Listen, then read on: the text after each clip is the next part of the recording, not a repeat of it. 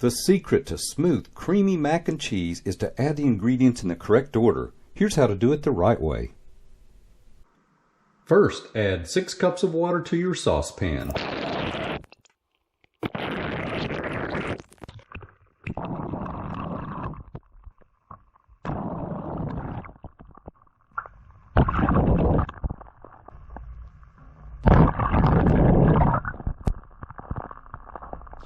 Next, turn your burner on high heat and bring the water to a boil.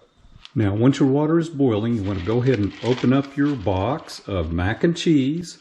There's a little notch here on the side. We're going to poke that in and open it up like this.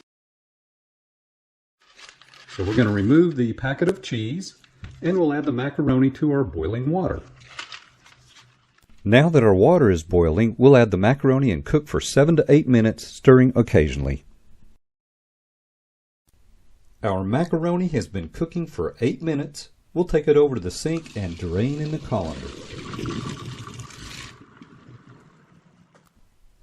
This is where you don't want to follow the directions on the box. Do not return the macaroni to the pan yet. Next, we'll add our 4 tablespoons of butter and 1/4 cup of milk to the pan on low heat. You'll want to stir until it's mixed well. The milk and butter are hot and well mixed. Now we'll slowly add our cheese packet. We'll do a lot of stirring as this gives it that smooth, creamy texture we're looking for. Now it's nice, smooth, and creamy. We'll add back in our macaroni.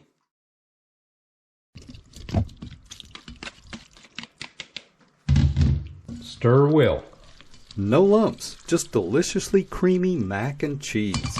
Everyone will be amazed at your cooking skills. Remember to subscribe, it really helps me out, and have a great day.